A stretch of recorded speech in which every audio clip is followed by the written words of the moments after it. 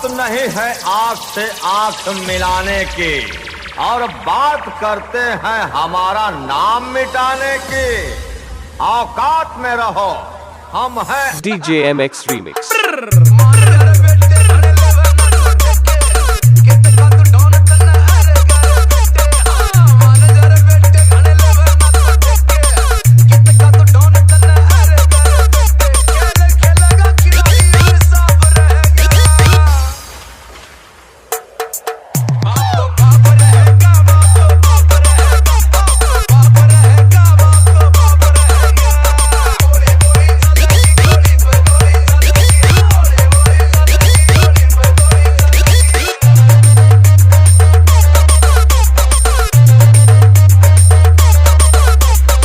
DJ MX Remix।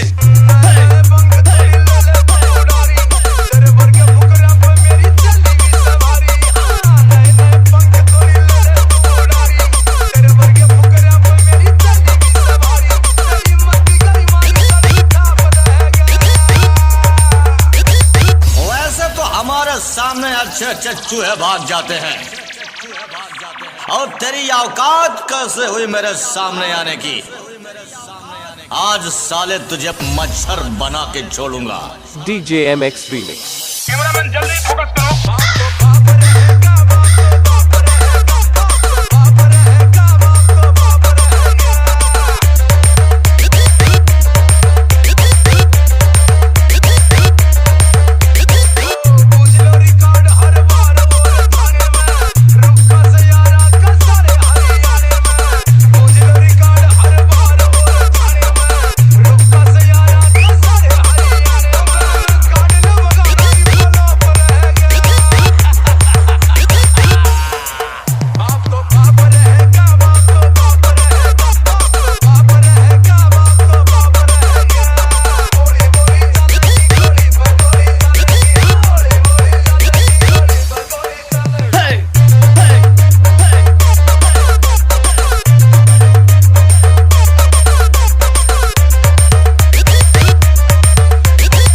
DJ MX Remix।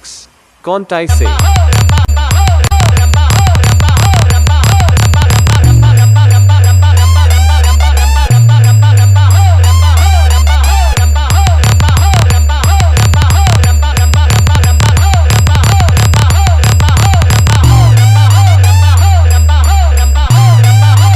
DJ MX Remix। कौनटाई से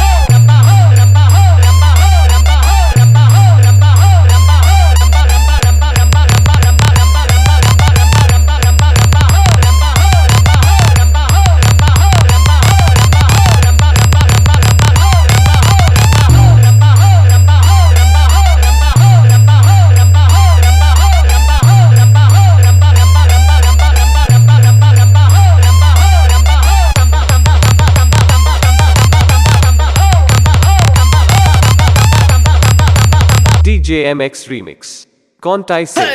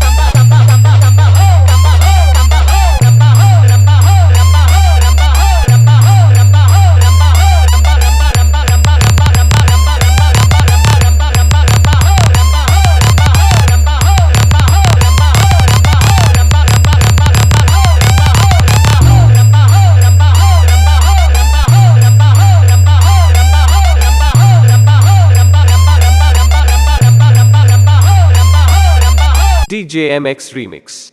Kontai Se.